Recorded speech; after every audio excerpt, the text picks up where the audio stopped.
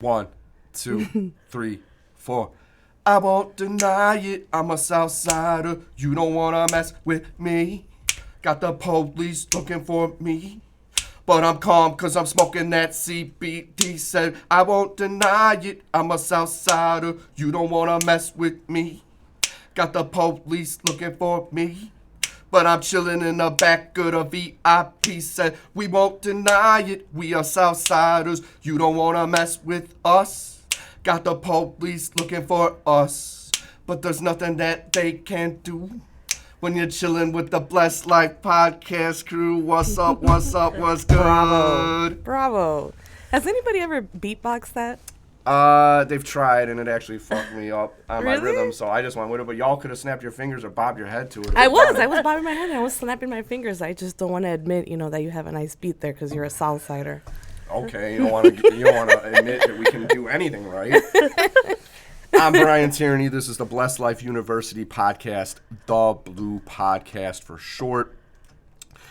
Today we're going to be talking about the Mainland Corporation, which is a trucking company. Mm-hmm. Here to talk with me today about that is Lizzette Vargas and her sister Maria, who is the owner? Yes, co-owner. Mm-hmm. Who is the other owner? My husband and my brother. Husband and brother. It's a family business. Family business. Can I get a witness? Yes. Whoop, whoop. Happy Sunday, y'all. Happy Sunday. Happy St. Patty's and St. Joseph's Day. Oh, damn, yeah. We're representing for all the people in the holidays out there. First of all, everybody's Irish on St. Patrick's Day. It's all good. We all have fun together, especially here in the city of Chicago. It's a really cool thing, very inclusive. St. Joseph's Day, we feel bad for the Polish people because I think that's their day, and not as widely celebrated as St. Patrick's Day. Like, the Irish people get to be fucking fun and out there jumping up and down in the fucking streets, and then the Polish people are all serious. They actually go to mass and going to church. They go to mass like that, whatever they do. But anyway, no, for sure. Happy St. Patrick's Day. We're here on Sunday. St. Patrick's Day was Friday, but everybody apparently is still partying for the weekend. The sun is out, but it's still cold out there. It is. They're recuperating also. Probably. Yeah. We gotta keep these fucking vampires inside when the sun's out. Mexico, they celebrate St. Joseph Day too. There's at least in the region where we're from, today there's a lot of, they celebrate with what they call coleaderas. It's like Coleaderas. Mm-hmm. What is that? It's a sport with cows. The whole purpose of it is, it's like I think a 50 meter or 100 meter wall where you're in your horse and you got to try to knock down the cow. It's a sport. Mm-hmm. You're on your horse and you have to try to knock down a cow. You grab so you and the cow come out at the same time, and then you got to try to grab the cow's tail, wrap your foot around it, and then try to knock it down. Wrap your foot around it. Around the tail. Mm-hmm. Around the tail and knock it down. And knock it down. I would think you would pull it maybe or drag. Yeah, it. you drag so the animal. the first thing is the horse and the cow are both running at the same time, and you got to do this within a certain meter. I think it's the 50 meter line, and obviously the closer you do it towards the beginning, the better you are at it. But yeah, you try to catch that's the first thing. You try to catch the tail of the cow, then you have to wrap your leg unless you have a lot of upper body strength, that you can knock it down with your body, but usually they'll wrap their leg around and try to use all of their body to knock without falling from the horse. And first of all, you have to be able to catch up to the animal and stay at close range to be able to get the tail and knock it down. It's a pretty crazy sport. There've been some accidents. That sounds like it makes me think a lot of thoughts at once. Yes. First of all, I don't know why they celebrate on I don't St. know which Joseph. one I want to mention first, but it sounds like animals might have been hurt in the making of this activity. So there's a lot of people out there that are probably like, oh my God, we need to open up an investigation into Mexico. They're doing this stuff down there where they're knocking over cows and they get hurt, and it's for entertainment. I'm sure PETA's already gotten involved because I think like in Mexico, in the city of Mexico, the Plaza de Toros, I think they already, they don't do that there anymore. They're a little more liberal. Yeah. But if the cow dies, they do kill it and they eat the cow. They kill it. They don't, if it's hurt, it doesn't go to waste. But yeah, I can see why people would get mad. I personally don't like it. I mean, I'm on either end, you know, it's like whatever. But I have seen that if a cow dies, whoever knocked it down has to pay for the owner because they're somebody's cows. And then they kill it, and they usually feed all of wherever ranch, because, it's little towns, 30, 40 houses. Some of them are a little bigger. But they'll kill it, and then they'll feed all of the ranch the next day with the cow. So if the cow dies during this activity, how is it? Is it when they fall, there's like blunt force trauma to their head, and it just literally kills them because their brain hits the fucking it could be inside of their skull so hard from hitting Yeah, it's pretty brutal. That's the truth. It could be several things. Yeah, she could break her leg, one of the legs, or he or she. They prefer, I think, males. I think, and young ones. Well, this is going to show you how little I know about like cows and stuff. I thought male cows were bulls. They are.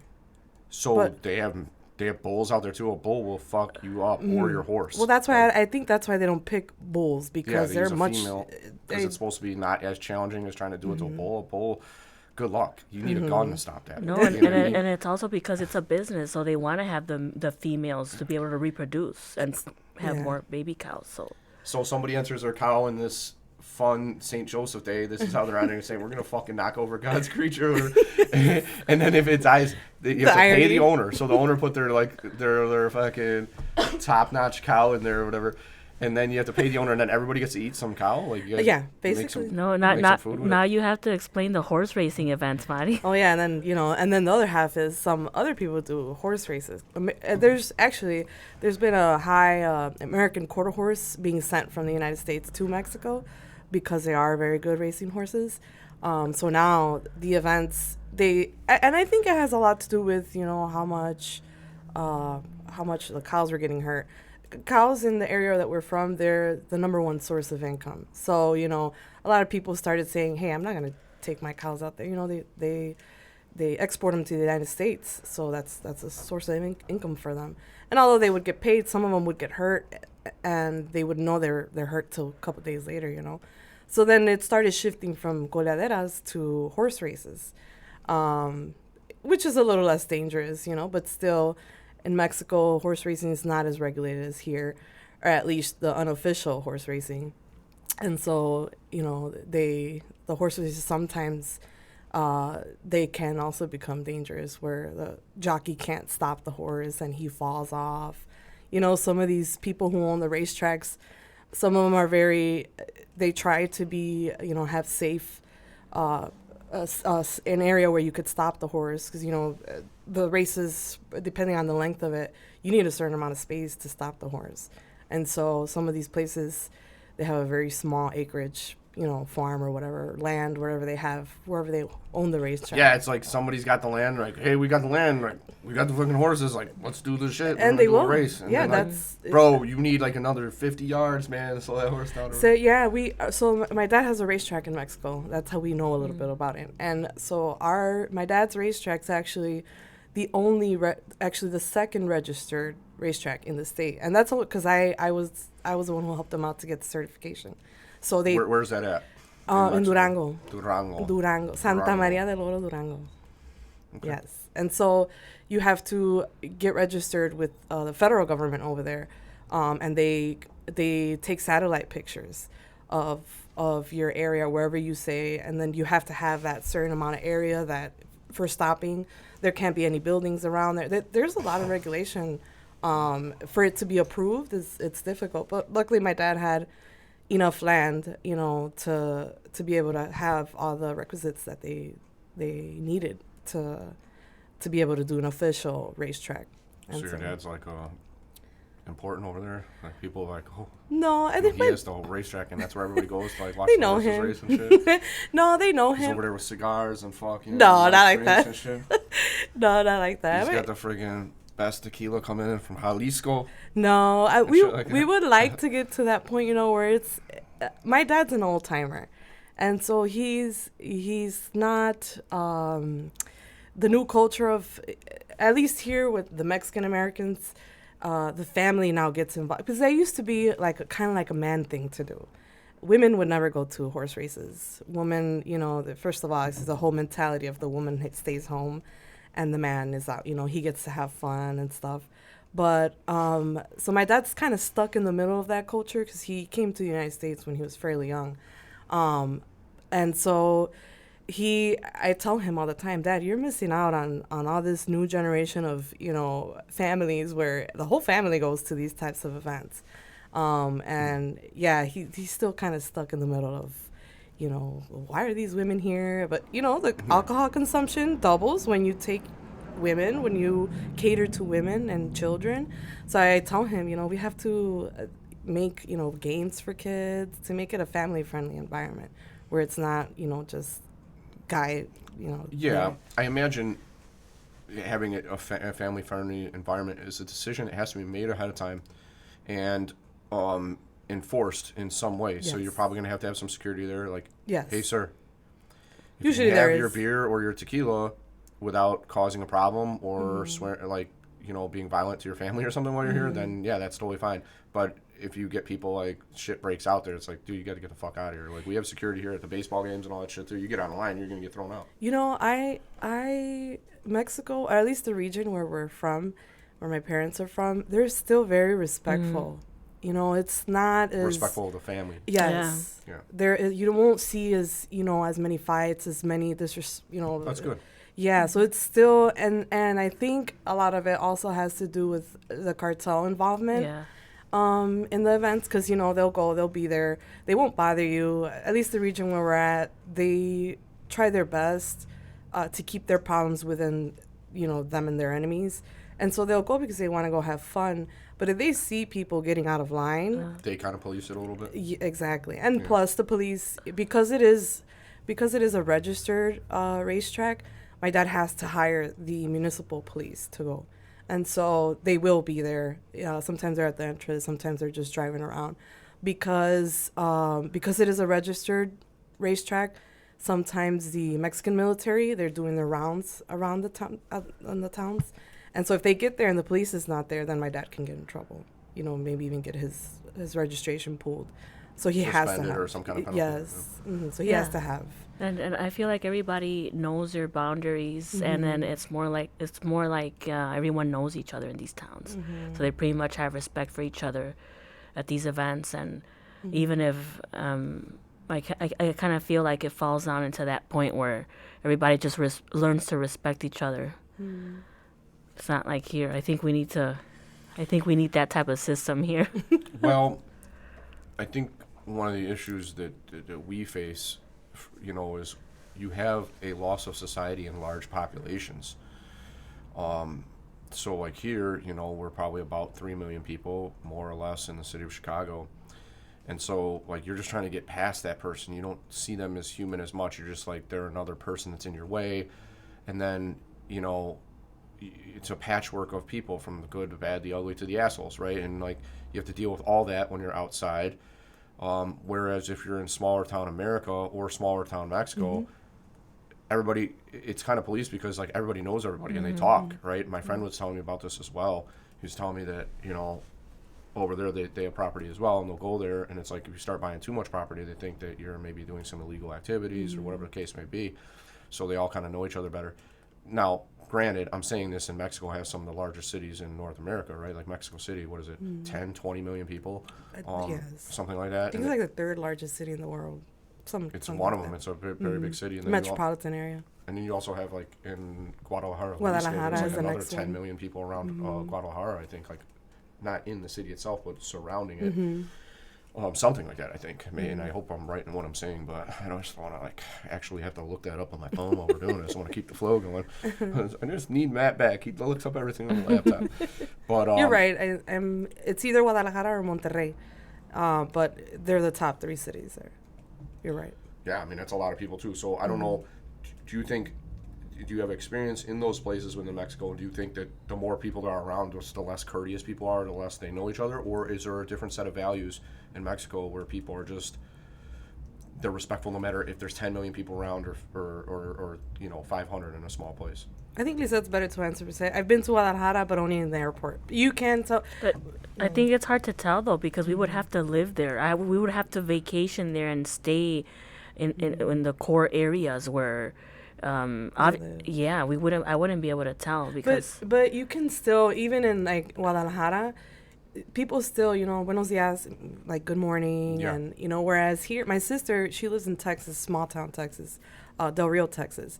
And even when she comes here, like you said about small town versus big city here in America, when she comes here, she's like, man, everybody always looks pissed off. Yeah. Everybody's, so rude, driving. And because where she's at, everybody's, hi, good morning, miss.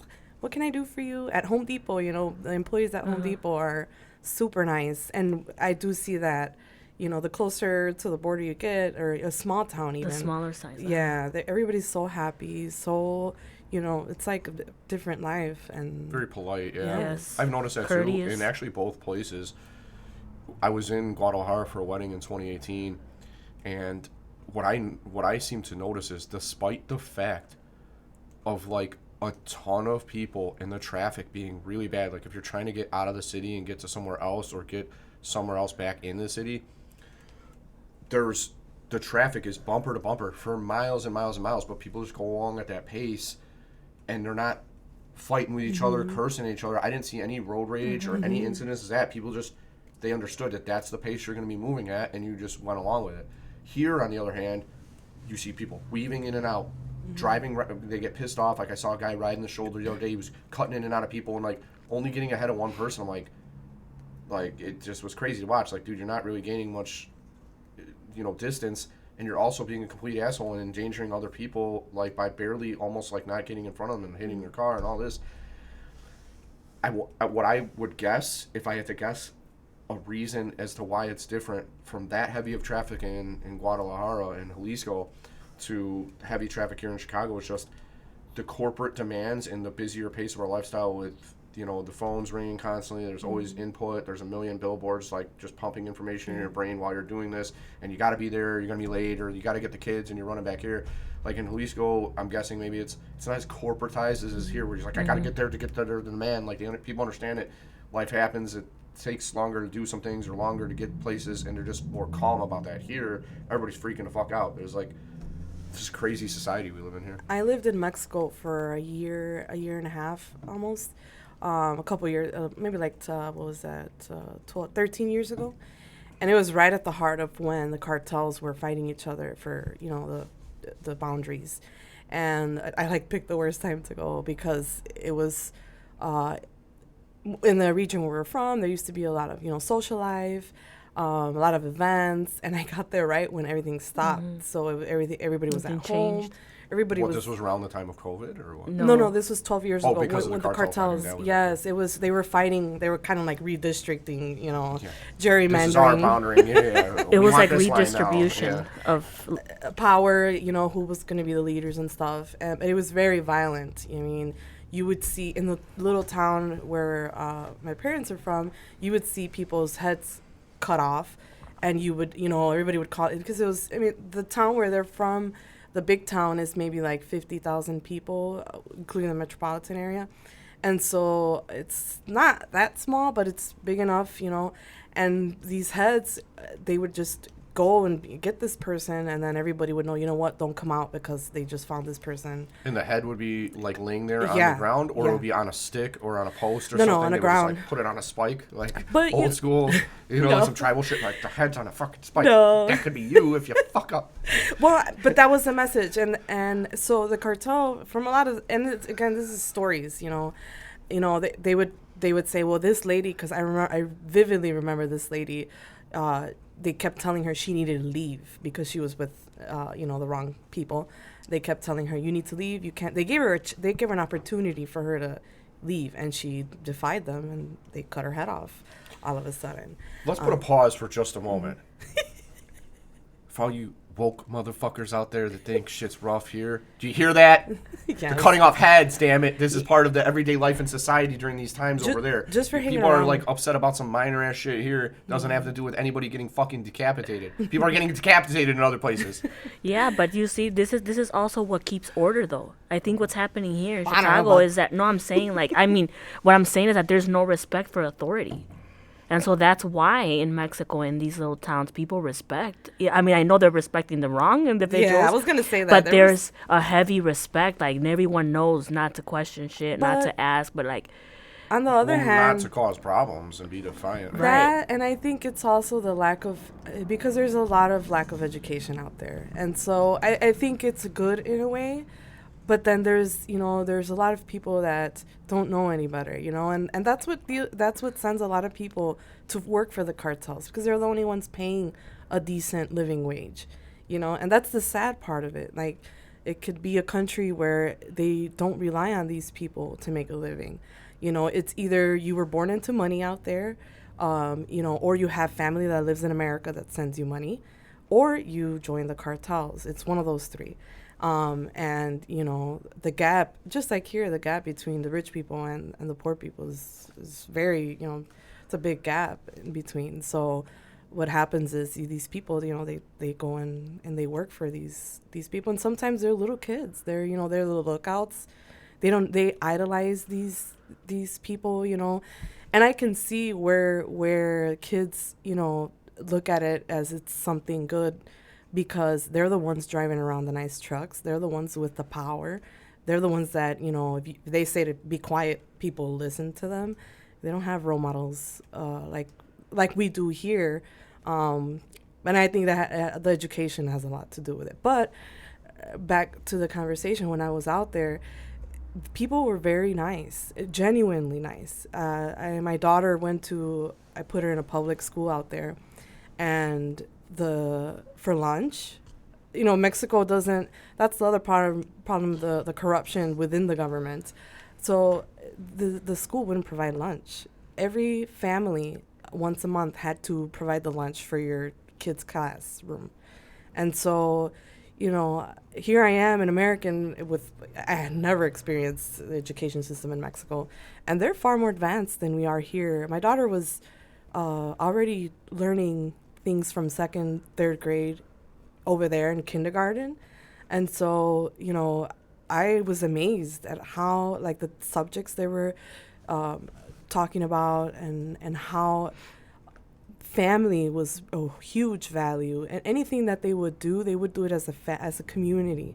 I crave that so much here. Yes. we've lost that here. I think that's another Yeah, problem. you're right. There used to be more community events, like the little Easter egg hunt for the kids, and it would be Yes. like everybody came together and stuff.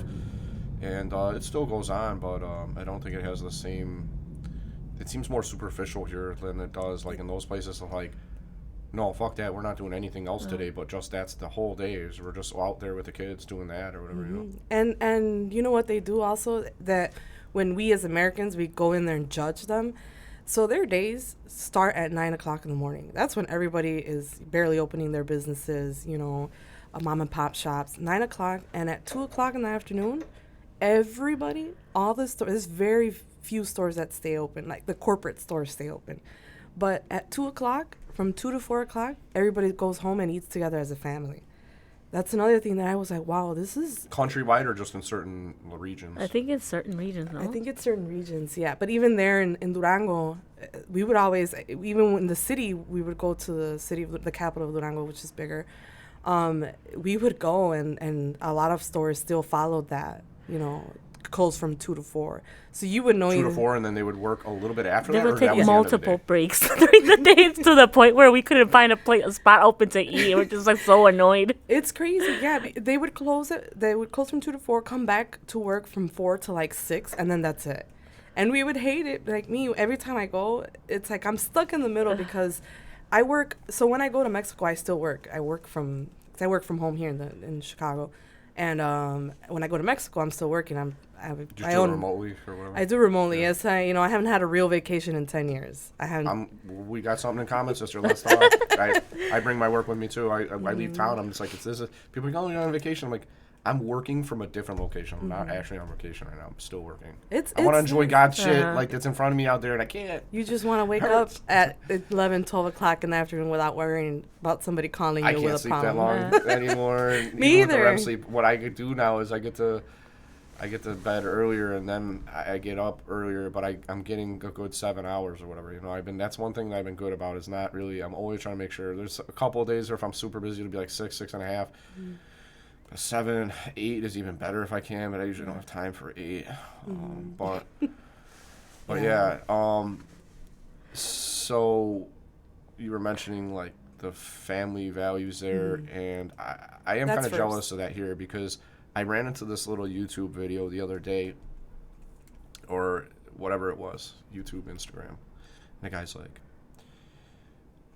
it's like the premise that you have to work 9 to 5, Monday through Friday, until you're 70 years old, and then you only have 15 or 20 good years left, and then you die, is like, that's bullshit. You don't have to do that. Why are we all doing that? And like in other places, like what you're talking about, is they realize that like this is a simple life. It doesn't last long, and you may as well spend time on the things that are most precious to you, like eating with your family and being there with your kids when they get out of school that day, and then maybe finish up the last of the cleanup work at the end of the day, and then fucking go home and be with each other. It's a fucking crazy place we live in here in America, you know. It is. With the grind of it. There's a big grind, and you're always, it's a good system they got set up to get you to stress about money and making the money and paying the bills, and you know, it's just a wealth transfer from you to the, you know, I mean, and in that sense, it is a beautiful system as well, because you know, you get, you know, you reap what you sow. It motivates people. You can not everybody will be a champion, but everybody gets to decide whether they're a winner or a loser. But there is a lot of wealth transfer here for so many things, whether it's taxes, whether it's the goods that we buy, the things that we need to survive. So you do always have to kind of, it's this like invisible stressor or the invisible hand that motivates you, right? They talk about the invisible hand in economics. There's always something that's at play that's working behind the scenes, this motivator, this invisible thing. But you know, that's something you think about too. Like if you have a company like you have, maybe that is run by somebody else one day where it's just money accruing to you, and that's how you generate wealth. When you have this thing that is just making you the money, where you don't have to be there, you're not chained to it. Like you say, oh, you're a business owner. Yes, but not in the true sense. We were talking about assets and all that. What I've been heard from like investor community or economics is, you have a business when somebody else runs it for you and the money comes to you. You have a job when you have to be there. When you're Passive doing the work. income. Yeah, it's a business in some sense. You're incorporated. You got employees. You got to pay people. But yeah, when you're active, when you're chained to it as a 9 to 5, and you're That's not. You're a main basically part an of it, you have a employee. job. Uh-huh. Yeah, I mean, I'm an employee of my own company in the technical sense of paying myself a salary or whatever, but also in the sense of like, I just work for me. I work for Tyranny Legal LLC, and I don't fucking eat if I don't do that. You know. Yeah, you're right. Yeah, and I think the last couple of years, I love that life. I love it. Me and my husband constantly have an argument about, you know, the life in Mexico versus the life. I always get him, I'm trying to get him for us to go retire we want to retire early. We want to retire and enjoy life. Like, you know, what are you going to retire at 65, 68 for if you can't even move? You know, some of us are going to be so sick that you can't even move. And so our goal is to try to retire by 55 so that we can enjoy whatever. You know, he always says that, you know what, my goal is to pay the house, make sure my kids, you know, go to school or whatnot, make sure that they're at least have, you know, the skills to be able to take care of themselves. And as soon as I have everything paid, my debt paid off and whatnot, he said, I'll go get a job at Home Depot afterwards and then just live my life. Just to stay active? Or? Just to stay active, yes. Yeah, and then maybe not a full-time, but you're a greeter like 3 days a week, or you help people find shit or whatever. Yeah, just whatever, you know. But I always tell him I want to go, you know, to Mexico because I really got to experience that life where here in the United States, you're still like, you know, constantly looking at your phone. What time is it? We got to do this. Versus over there, it's a very relaxed environment. Like, and it's a collective relaxed environment. And so so you don't feel bad about doing it because everybody's doing it. Yeah, and the family values. So to me, really, I try to run my life and my business with that first. It's you know, there's been years that I have made zero money, because I'm not, you know, I'm not a person that thinks about profit. At first I think about, you know, sometimes the guys are, you know, hey, actually half of my guys have family in Mexico. Like they're fairly young, and so they're engaged or married, and so they come work here for a while, and then they go and take 2-3 months off to be with their family in Mexico. And, you know, when you think about it as on a business perspective, here's a truck sitting down, not making any money, you know, I'm losing out on that, the revenue for that truck. But then when I sit here and I think about it and I put myself into the shoes of that family, you know, you're like, you know, they work hard all year. The least they should do is go and spend some time with, you know, enjoy the money that they make and go and spend it with their loved ones, because you never know, you never know what could happen. And so when I sit here and I think and I wish one of them was here I think they appreciate that. I think they appreciate that. And our turnover versus the other companies that I've seen is very low compared to, you know, the trucking industry has very high turnover. Because it's very hard I'm sure they have one of the highest divorce rates too. Because they're gone so much. Yeah. But I think we can attribute it to what we were talking about before, you know, bringing it back to core values. Mm-hmm. And I think my sister throughout the years has been able to identify that that's important in a business. Mm-hmm. So I think that's what we need as a community, right? Going back to those core values, what's important. For instance, I have a lot of students that come from other countries, and they've been here for years. Some students that I been teaching, you know, I help them get, you know, their driver's license, and they constantly ask me, Lizette, is this what it is to live here in the United States? Like, this is it? And I told them, what do you mean? And they're like, I feel like I don't have a life. And then we talk about this exact example that we're talking about the realization of what's important, that they miss out on their families because they're constantly in the rat race. Mm-hmm. And so they miss home, because they miss the core values of being able to, you know, eat dinner with their family, being able to do what's important. And so a lot of the students have actually gone back because the American dream isn't what it is, what they thought it was. Yeah, I think, you know, and what the American dream was maybe has changed over time. It has. You know, this was the land of opportunity. Everybody thought it was the land of milk and honey, and you come here and you'll be rich and you'll be successful, and you know, you'll have this great family life. But the reality of it is, like, the values that you're talking about, we don't get them from corporations. We don't get them from the companies we work. In fact, it's quite the opposite. It's like, get your ass in there, do your fucking job, and, you know, toe the line and make money. They don't ask about your family. Mm-hmm. They don't ask, you know, I mean, the cool ones do. I think if there was a corporate culture of, like, you know, you have Apple or Coca-Cola and all these other big companies, like, you know, pushing family values, not just use our product with your family, but, like, you know, their employees, like, do some of the stuff that we're talking about here. But, like, to a corporate boardroom or something, they would think you're fucking out of your mind. No, you get 2 weeks, and that's what you get for your vacation per year, and you fucking work the rest of the time. You know, and that probably attributes to other societal problems that we see here, the craziness, or the people wanting, like you said, just want to leave. Because they're here thinking that, you know, this is going to better my life, when really, in some senses, it does, because you're not worried about where your next meal is coming from, but you sacrifice a lot of time with your family. Your kids are basically raised by a stranger, or by, you know, the temporary stranger that they get to know for a while, and they're raised by social media and the fucking cell phones, and even when you're around, I'm seeing that a lot now, and that's why, you know, I'm about to have a kid, and, you know, I'm gonna do my best. I just joke around with my wife, and I'm like, our kid's going to have a flip phone, right? You know they're going to get bullied at school. I don't give a fuck. Like, in case Chester's trying to get him in the van, that's when I'm going to have the fucking phone. They can call me, or if I want to know where they're at. And, like, this shit's poisonous. It's a drug. They do watches. There's watches where you set what numbers they can call from the watch in case you need to get a hold of them. That way you don't have to embarrass them with the flip phone. Maybe, but it's him or her. I don't know. the part about it is not just the calls and who they can make calls to. It's the social media, the mind poison, the notifications, The availability of constant- information. Oh no, from the phone you can't log into social. It's not like it's. I think I've seen it with Verizon. It's an option that I consider for my son.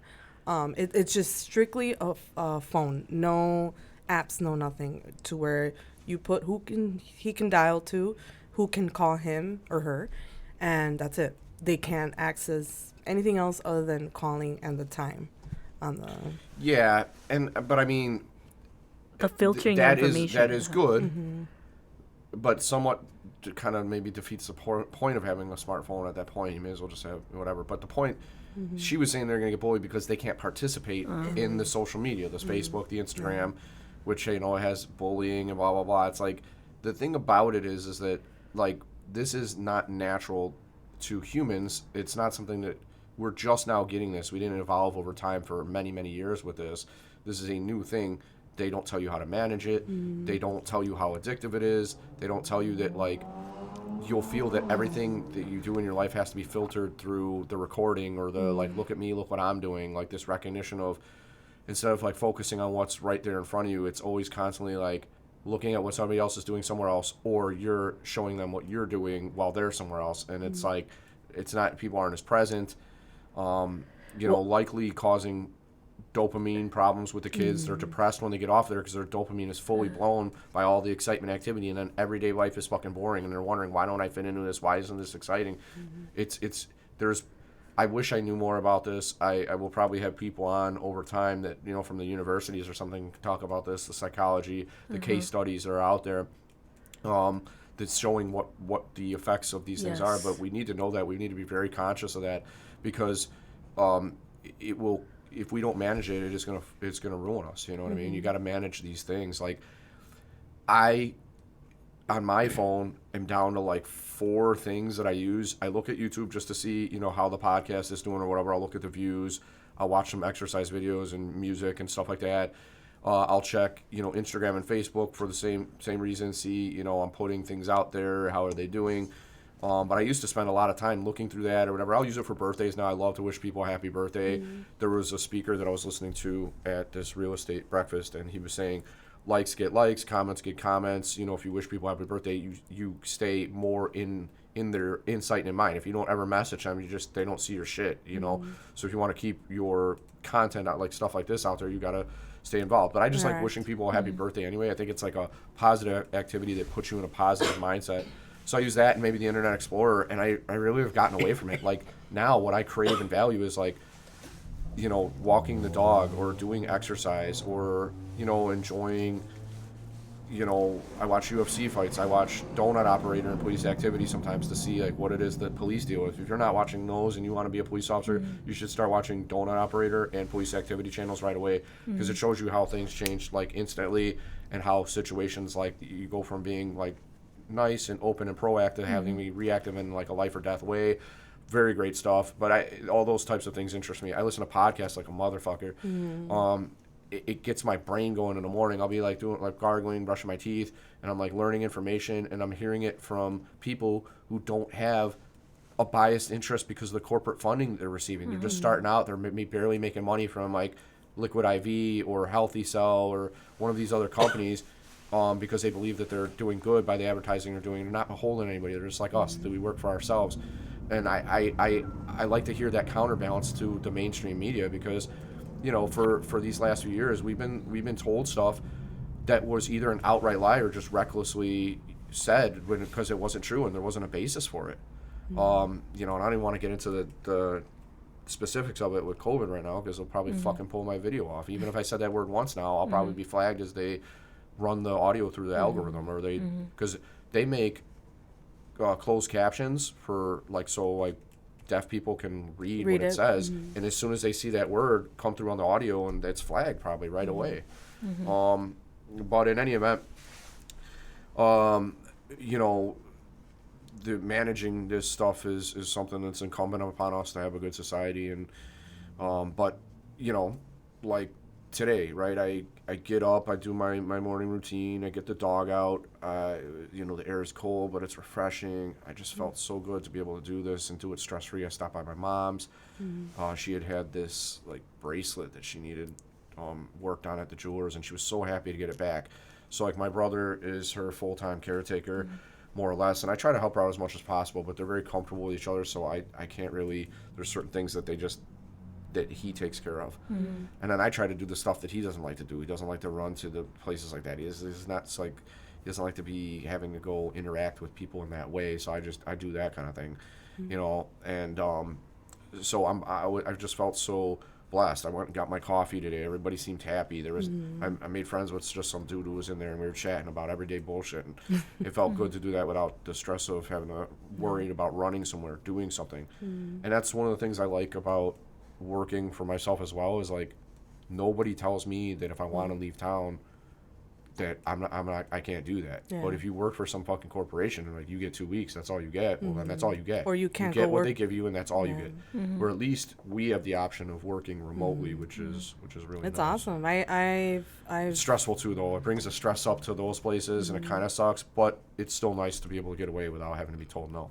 Exactly. Yeah, I've had the blessing to it was hard in the beginning with going out there to work. It was actually more stressful than what it was to enjoy nature. And it's where my dad lives, it's a very rural area. So you were facing technological challenges. Yes. I mean, they're still out there with, I think, 3G. I don't even know what it is. Now we're like 5 LTE.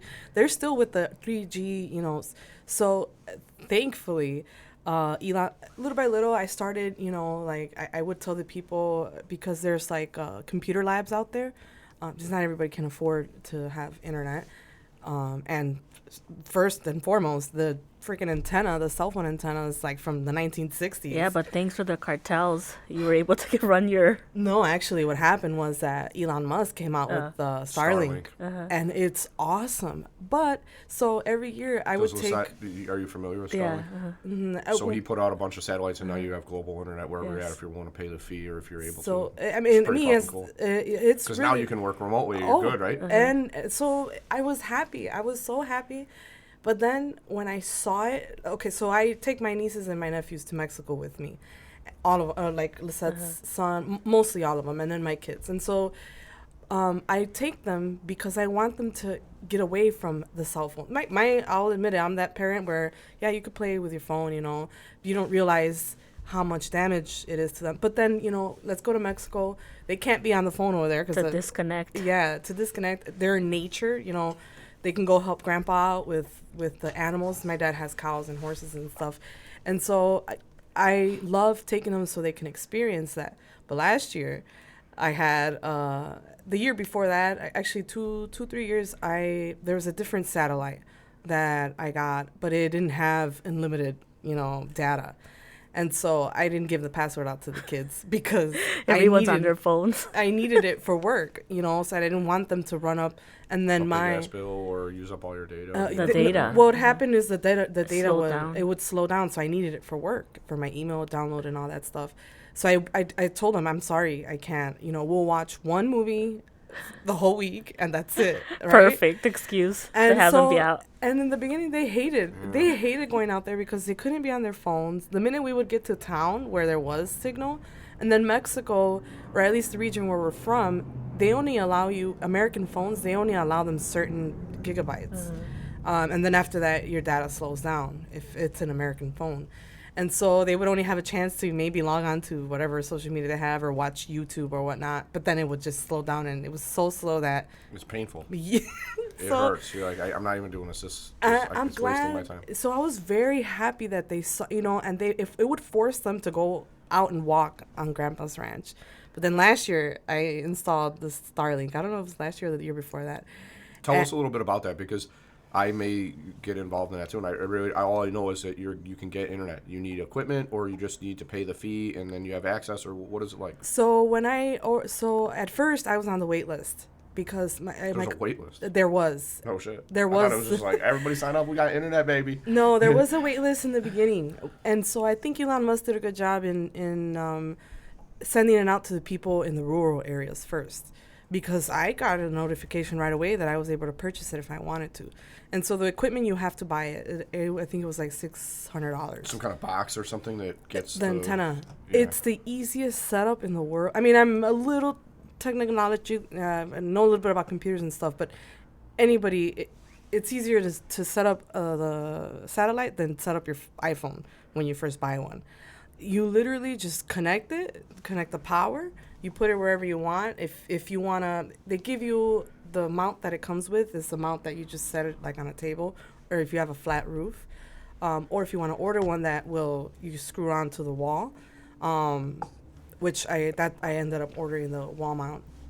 That's where you might need help if you're a girl and you don't know how to screw into a concrete. Power tools and shit. Yeah, you'll need masonry bits and all that to be able to drill through this. Out there, the houses, they're mostly made out of masonry block. And so it was the easiest thing in the world. You just connect it. The app, it comes with an app. I guess it's a Bluetooth connection or a wireless connection to your phone or whatever. And then it'll self-adjust to wherever the best connection, the position, and that's it. And how much is the fee? $100. I'm paying $100 a month for that. A month? Mm-hmm. But that's a decent fee, because that includes just internet. But can you make calls with internet connection only? Yes. So, well, that's good then, because then at least, like, if you need to make calls, you can do it. But do you need a cell phone service provider anymore? No, like you don't need not AT&T? anymore. Not with Starlink. Not with Starlink. Because you're doing Wi-Fi. And calls. it's unlimited everything for unlimited everything. That's kind of good. Yeah, $100 a month, because we have all these bullshit fees that get added onto the bill. They're sneaky fuckers. I got to call AT&T. They added on some shit that I never even agreed to or whatever. Like, and it's extra charges. Like, I don't need necessary backup internet. I've never had a fucking internet be down in the first place. So I'm like, why am I paying $15 a month for this? They sent out equipment, everything. I didn't ask for this. Nobody told me about this. I didn't agree to it. Yeah. Just shows up. I'm like, the fuck is this? So I have. And then you've got like everything connected too, like the cameras and everything. Yeah. Right? So my dad has Cell cameras around the house. They're wireless cameras, and then I have the voice over IP phones that I use for work. So I take that phone with me. So it's the best invention ever. On one hand, but on the other, because it was unlimited.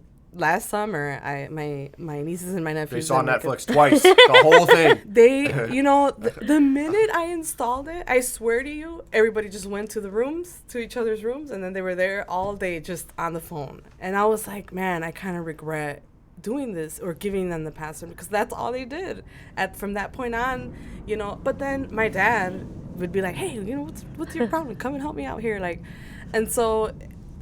I'm glad that we have the opportunity to be able to have them experience a different type of life, a different type of poverty, a different type of family value, because they at least get exposed to it, and see the difference. At least when we first started going to Mexico, my brother used to always tell my mom, you need to take the girls. Because you grow up, we didn't grow up rich, we were poor. My dad was in jail for 15 years. So we were not in any way, shape, or form kids with, we had hand-me-downs, and my mom would have to shop at the secondhand store for our clothes. Hand-me-downs used to be more common, though. Yeah. You would be literally wearing shit that other people's kids wore, and that was it. Money, and what's wrong with that? I mean, we'd fight each other for our clothes and stuff. Well, because we in America, we treat things as disposable items or whatever. Like, over there, I think, or in different places, people understand it still has value, regardless of whether it's older or maybe a little worn or something. So it was my brother. So my brother lived in Mexico his first 5 years when he was. So he remembers, none of this, like the kids now, all they want is the phones and the Jordans, and they don't want Walmart clothes or as if it was something. Which are better than ever before, by the way. Yes. Some of the shit that are athletic wear and something. Oh, this is comfortable. Yes. But I think regardless, we still do a pretty good job at keeping our kids in a mindset where they understand by bringing them back to the beginning, how my sister said, like bringing them back to the ranch where they have an opportunity to value what's they have important, here. to value hard work.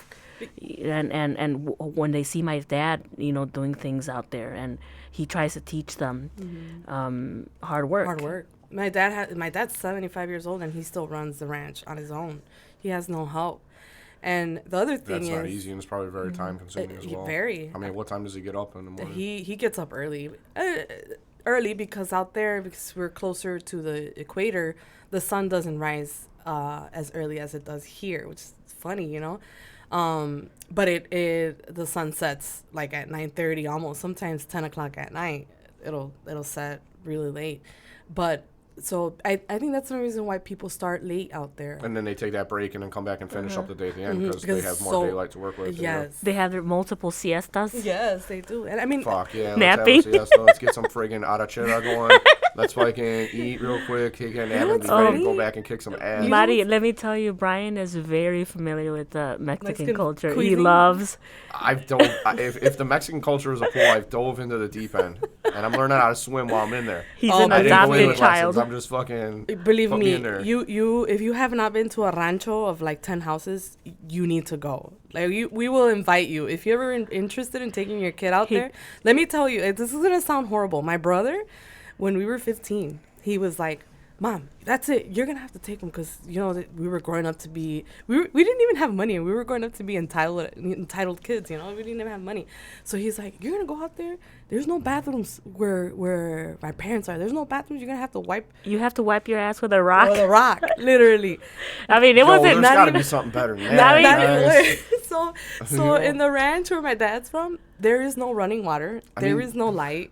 There's so let me tell you. So in the beginning, Don't be throwing out all those tamale husks. Keep a fucking pile of them. Don't work. So when we first went, they had to make my grandpa rest in peace.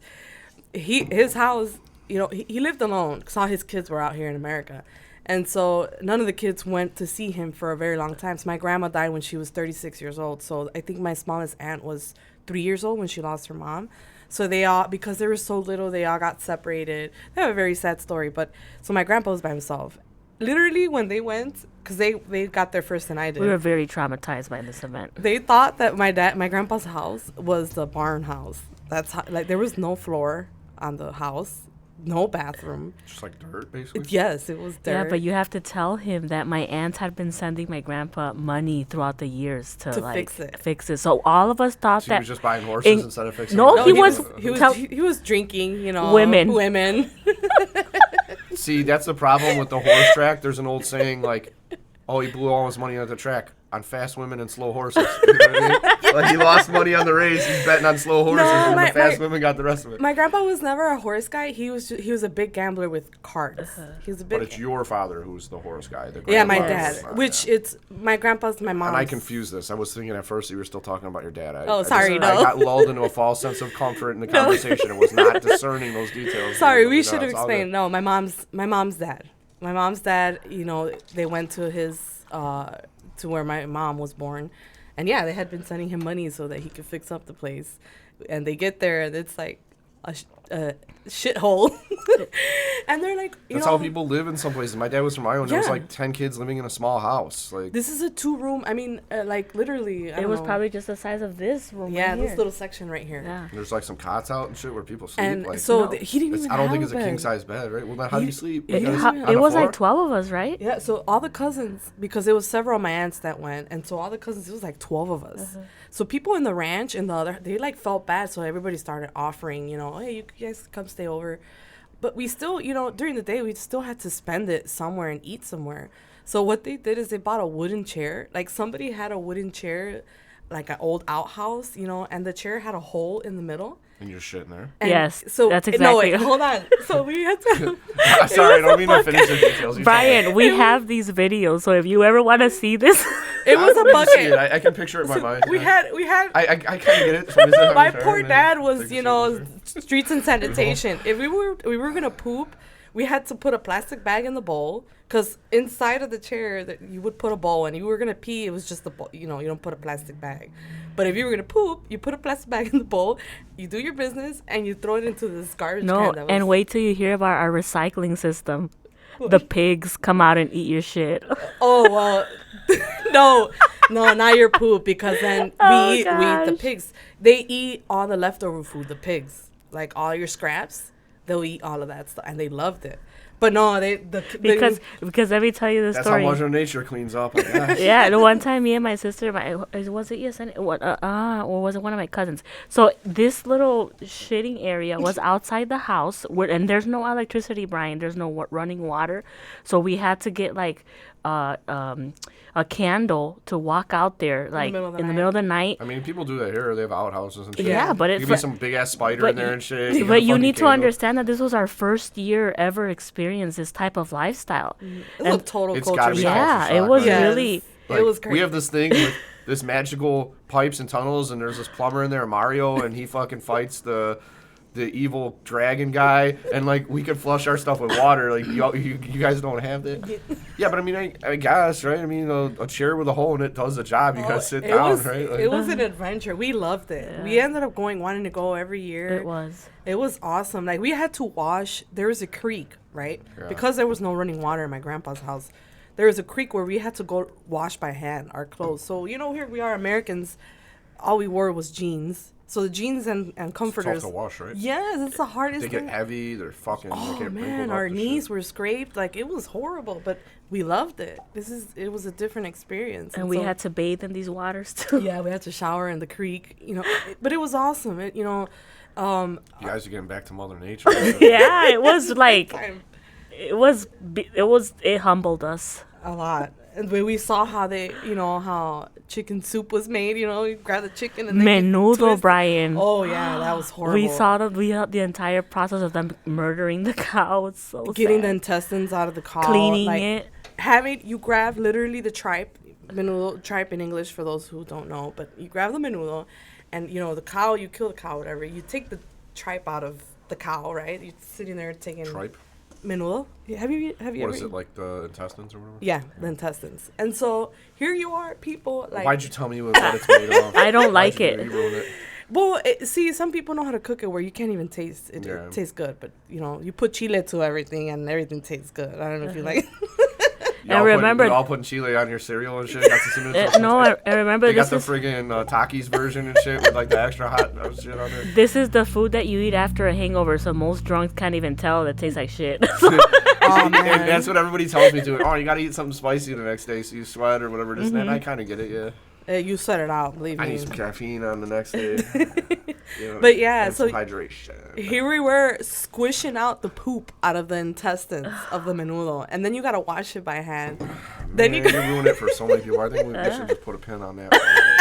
You know what I mean? Motherfuckers aren't gonna eat still eat it. Like, you have to clean the shit out of it. You do.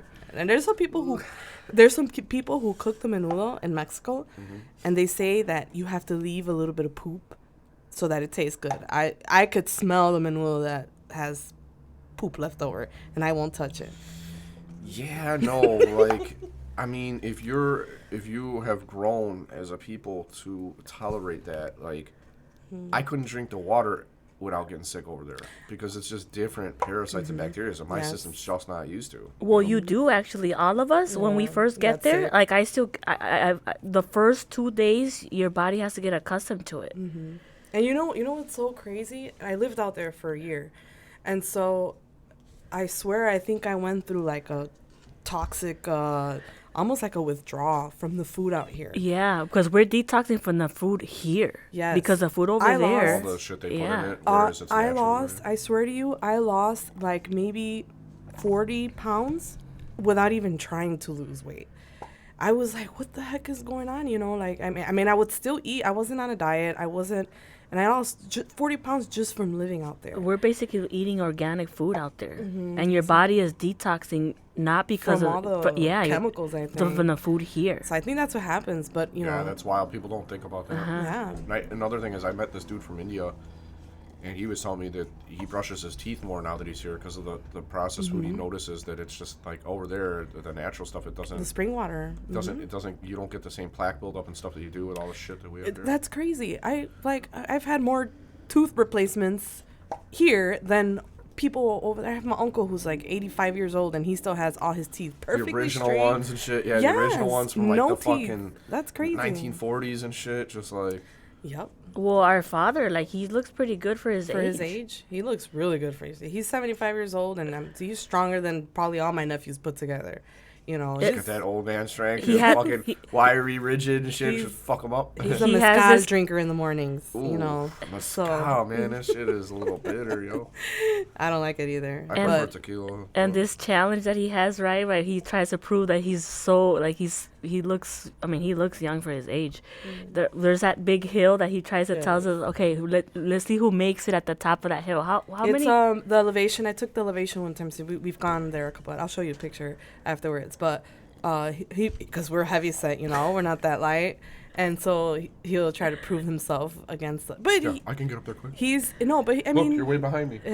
but he's in really good shape. Yeah, and for his age. We're over here dying at the tip of the little hill, and so it's like 6,000 feet above sea level. This hill that we climb. Did you find it harder to breathe? Absolutely. That's Yeah. why I think. And then my husband has asthma. Have you been on it? No, I haven't My been. other Jesus. sister, she gave up like right at the foot because she saw a snake. There was because you know out there. You got rattlers and stuff. Yeah, and so You the gotta wear your snake. cowboy boots and shit.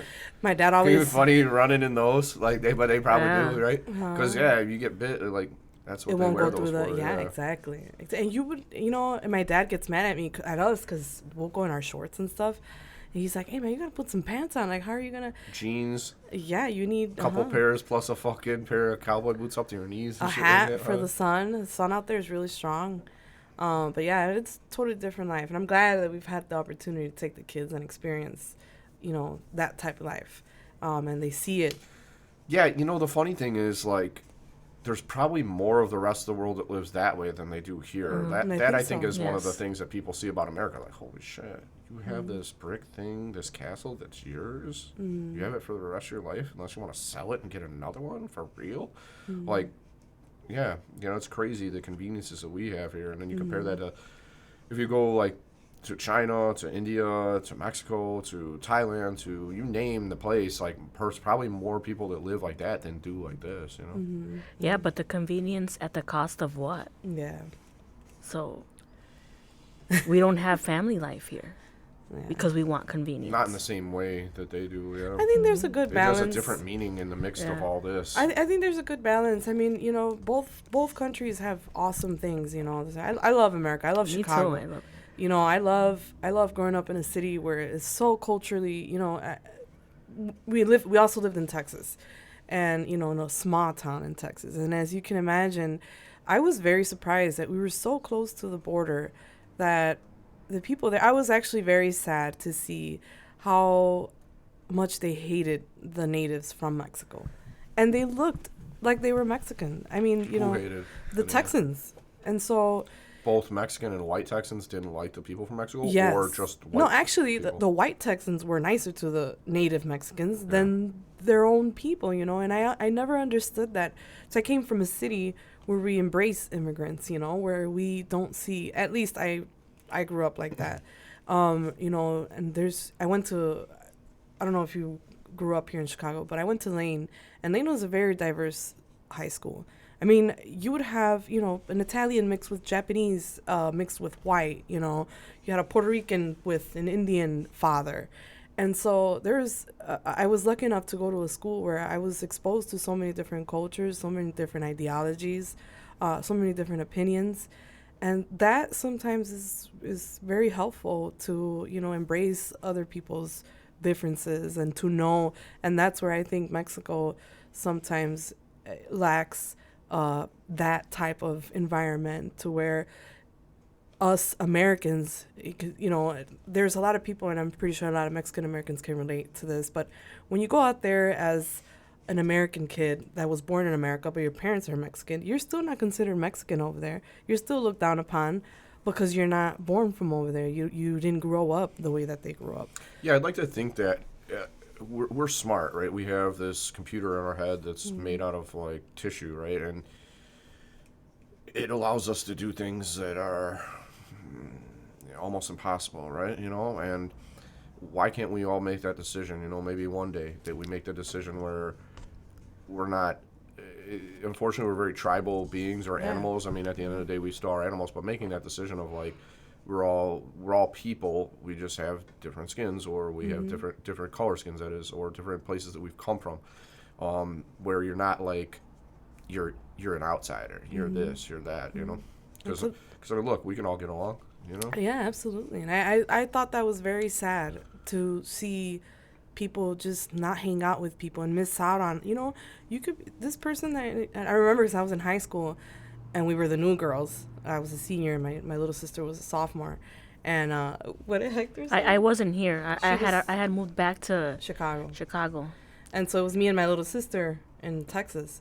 And so we were the new girls, and we were from Chicago. We had a Chicago accent, you know. And so all the guys were curious. And so there was a lot of guys trying to, you know, 60 pounds lighter, trying to, you know, get with us.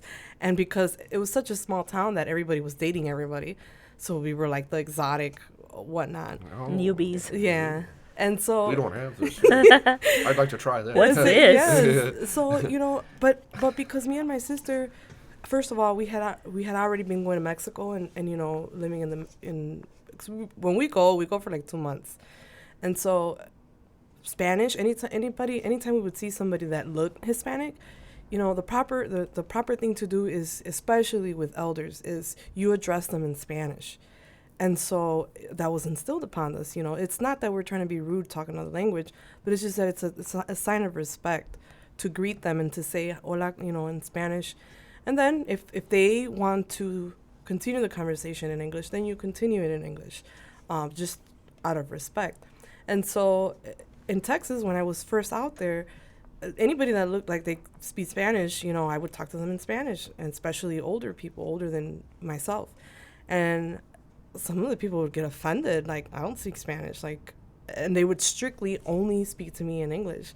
And then I started catching on, and, you know, comments here and there, or, you know, the Beaners, there was a group at the school they would call it, which over here too, you know, but I felt it was very much hatred. But then now that I'm an adult and I read more, you know, the Texans, when Mexico sold that part of Mexico to the United States, you know, the Texans were being treated badly from the Americans because, you know, they really were Mexicans, and then they were treated badly from the Mexicans because they got lucky to be on the right side of the border and become Americans. And so Texans really have been, you know, racially profiled, I guess, for many, many, many years, hundreds, whenever Texas became American.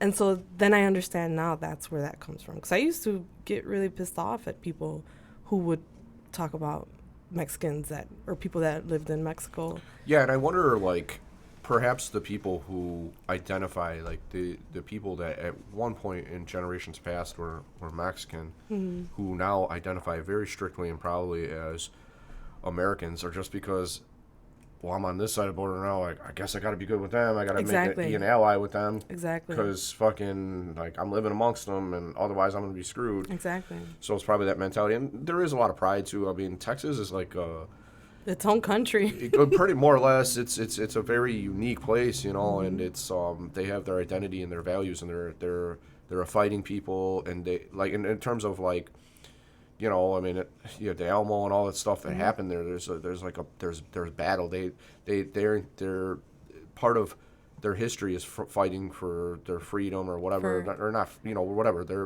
it is, their territory, and that's part of who they are, and they guard that, and they don't go along with things. I feel like Joe Rogan, the podcaster, was like, in one of his stand-up comedies, a comedian as well, and he in his stand-up comedy, he's like, Texas is one of those states where just like, they stand that's what y'all are doing. You know, we're gonna hang back and watch this and see how it plays out first before we do anything. First, like, they're skeptical. They, you know, they value that freedom, that independent spirit. I think we all need a shot of that. Harness that, yes. Yeah, never mind about vaccine. We need a shot of the Texas whiskey, whatever they're drinking there. You know, the independent shit. I think it's good in both. I've picked up here, and I've lived in different places, so I can see. I've never even been to California, so I don't know. But I've been to Arizona, And I love seeing new. Like I love experiencing different cultures. In the town that we were in, Texas, it was a culture shock, but I loved kind of the similar family value that they have, like in Mexico. You know, it's a little town. Everybody knows each other. Everybody's always so friendly. So I love that part of it. The part that I hated was, you know, anywhere you go in Chicago, you could go get Puerto Rican food for lunch, and then you could go get some Indian food for dinner. That was the part that I hated, that, you know, the Mexican food. Most people are having McDonald's, but yeah, you're right. You could, if you wanted to. You could have, there's Chinatown, you can go get some Chinese stuff. You can get, there's an Indian district on the north side, closer to probably where y'all are at, where you can get like Indian food and shit like that. And it's good. Lizette took us to an Indian restaurant. I actually hadn't had, it was Pakistani, right? Pakistani. Yeah, I had never had Pakistani food. And it was, and it's crazy how different, but then again, how similar dishes are to, well, at least to Mexican food. I don't know about. I mean, there's only so many things you can do, right? You're going to eat animals and meat. You're going to have some steak, or chicken. You're going to have some fish, or some chicken, or some pork. And you're going to have some vegetables mixed in and all that. Like, it's just like different touches on the same thing. Like, oh, you think y'all shit is spicy? Try some of this curry or some of this fucking turmeric shit we put out there. But you know what? Like, even the restaurant food is not true authentic. Like, there's a lot of Mexican dishes. A lot of the stuff that's in restaurants, that's not authentic. Traditional. Yeah. There's dishes and culinary, you know, Mexican food that you wouldn't even know existed. And that's the type of food. Like, I like going to people's houses that are not Mexican to try the real authentic. We have an Italian uncle. And I always ask my aunt. My aunt married an Italian man.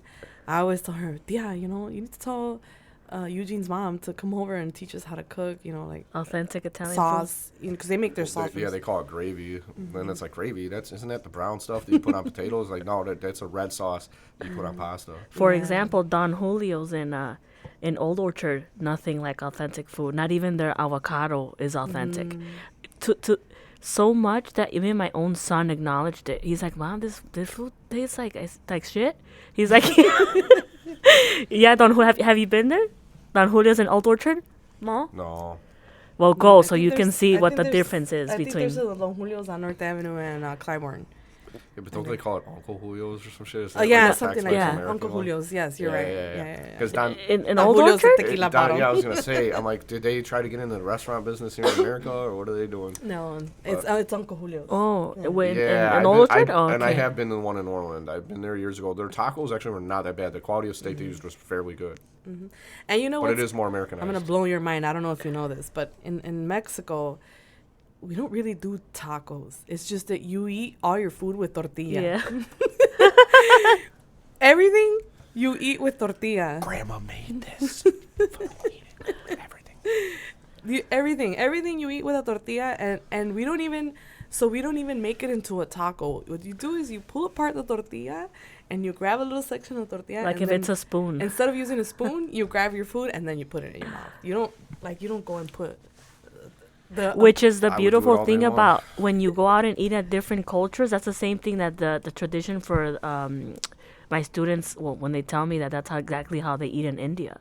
They, instead of using utensils, they use the bread and to eat the food. So we're very similar. Yeah.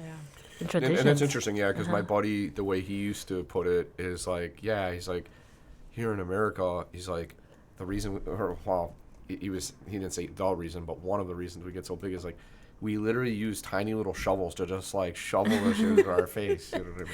Yeah. And I've noticed that too as I get older. There's benefits to eating slowly and eating like by the time you know it, if you eat, there's a difference. If I take the same portion and I just like wolf it down, I feel more full, more bloated. I feel like there's something about overwhelming your system or like overfilling it. But if you ate the same amount of thing, you just were like taking it slower and ate it over the course of like another 10, 20 minutes, you just don't feel as full after. Do you guys notice that? Well, when I eat with chopsticks. I was going to say that. When you eat, I think that's why the majority of the Asian community is skinny, because there's only so much you can grab with a chopstick, you know? And I would just take the bowl and I would just let's test that out. We need a little bit of rice and everything every time. Fuck. It's gotta be frustrating. It's like your kids when the internet was slow. Like, I want a big chunk of that shit. You know what I mean? I want to taste it. So yeah, no, like, eating with chopsticks. I find myself every time I go to an Asian restaurant, I ask for the chopsticks, and I notice that my stomach doesn't hurt after I eat. Why? Because I'm eating with a chopstick, taking my time. Whereas, any other place, I'm gobbling up the food, getting all that air in your stomach. I mean, you're trying to rush and get out of and go do what you got to do. And their portion sizes are pretty small, though. Yeah. So also. Yeah. What I noticed in Mexico was that the food is gamier there, and my wife is like, that's just how meat really tastes. I'm like, well, what the fuck are they doing to it that makes it like how it is here? I'm like, how much shit do you have to add to that?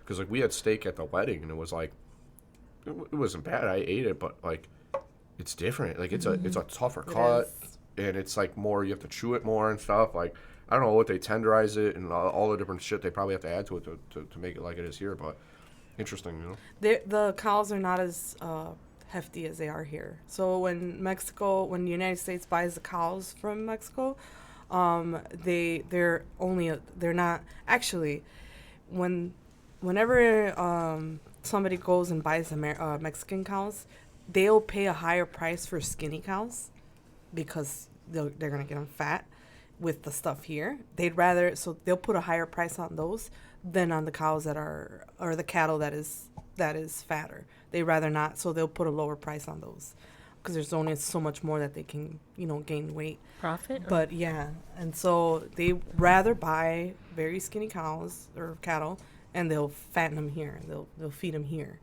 and get them to where, the big steaks that we have.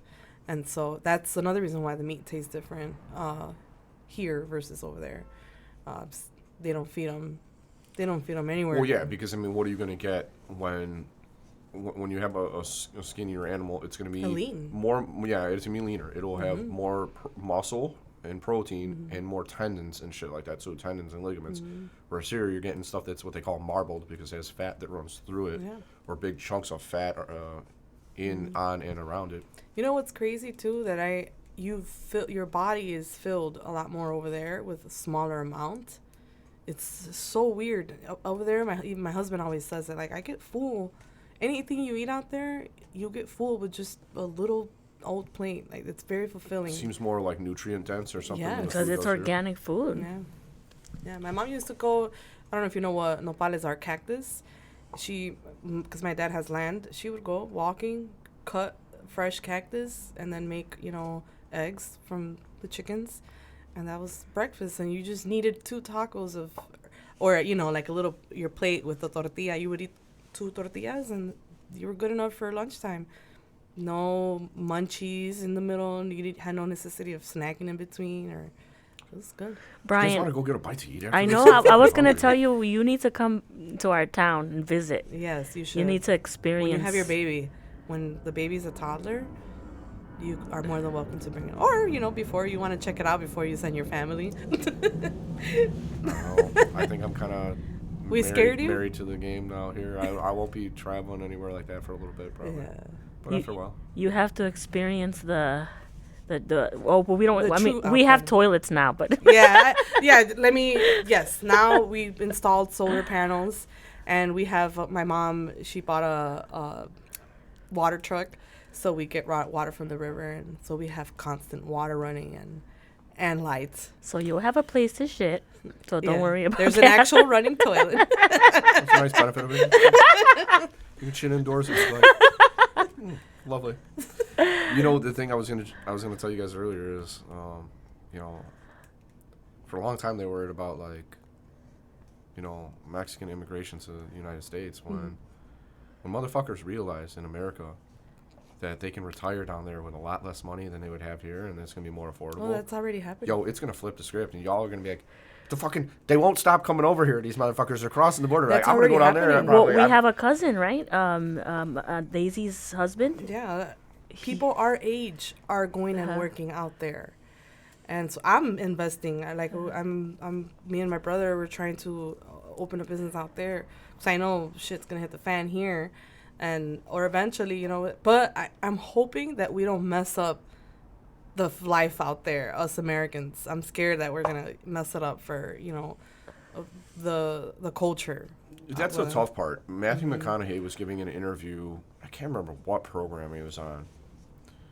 And he said that, you know, they're in Austin, Texas, or wherever he was from, somewhere around there. And he Uvalde. basically said, He was raised in Uvalde. yeah. And then I think he moved to Austin.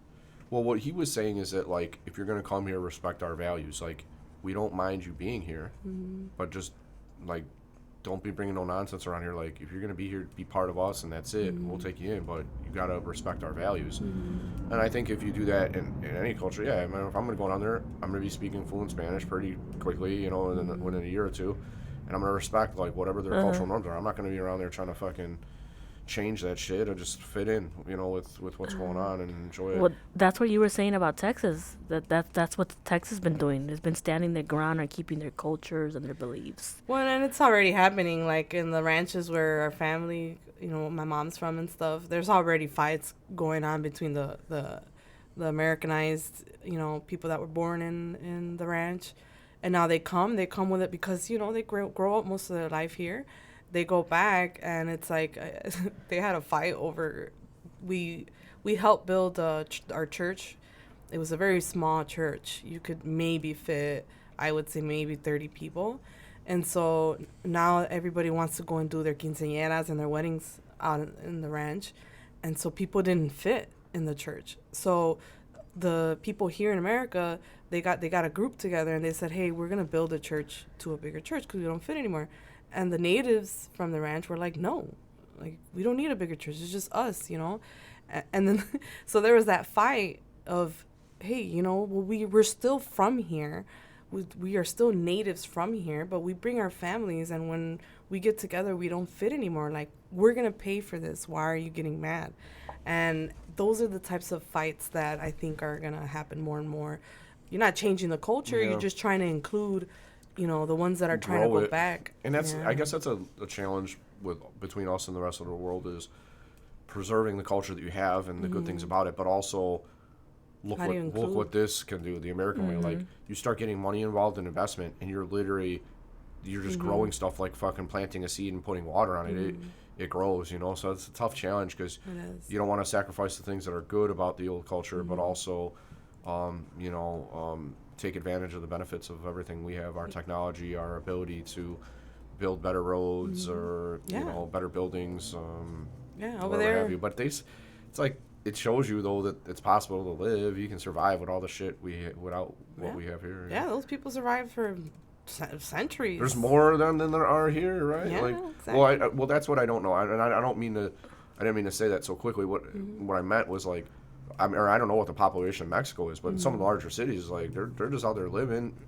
When I was outside of Jalisco, it appeared to be like tin and steel shacks in the hills, in the mountains. Like, no, that's how it is. And people they're living. They're just living. It's possible to survive. You don't have to have the fancy houses that we have here, the fancy buildings, although that is very, very nice. Yeah, no, they have different values. To them is, you know what, I want family first. You know, even if we live in a little hut, we're together.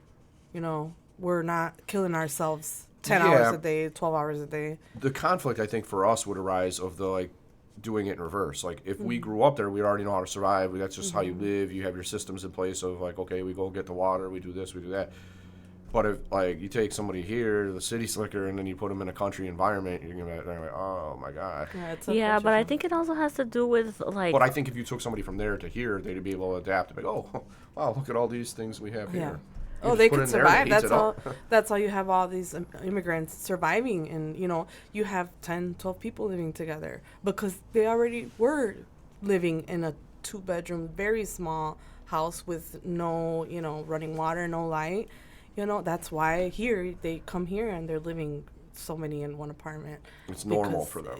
That's just how life is. And it's even better because you don't have light and you don't have a leaky roof. We could do all that stuff that we were doing there together as a family, but do it here with the lights on and the inside. Yeah, absolutely. And it was hard, I think, for the people like our parents.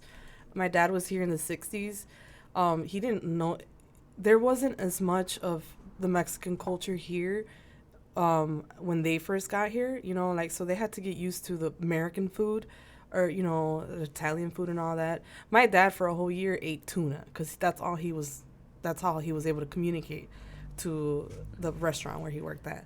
And so now ask him if he eats tuna, he will not touch it. And one of our uncles, chicken, right? He didn't know how to say anything else but chicken, so he ate chicken for a whole year. Because he didn't know how to communicate. But, they learned the language and then they started. It's kind of funny. It's crazy. But I don't know. I hope that both cultures learn how to. But I was going to say that I think it also has a lot to do with the fact that here in the United States, like, everything, you can own your house, but you still have to be paying taxes. Like, and in Mexico, it's like you own your property and it's yours. And that also gives you room to be able to dedicate the time to what's important, which is your family. There is taxes out there, but it's not like $20 for the here, whole year, Now, the catch is that you don't have the services that we have here. Right. Like, you need to call the ambulance over there. First of all, there is no ambulance. If you have an emergency and somebody's trying to break into your house, yeah, but guns are not legal over there. You're not supposed to have any guns. So it's good in a way and bad in a way. That's why I said earlier, is at the cost of what? But the thing is that they're still living. They're still figuring out a way to be able to make it without the services, without the things that we have here. And to me, I feel like it works. It's interesting that Mexico is one of the biggest trading partners of the United States of America, if not maybe the number one, and people don't know that. They're in the top, 5 for sure.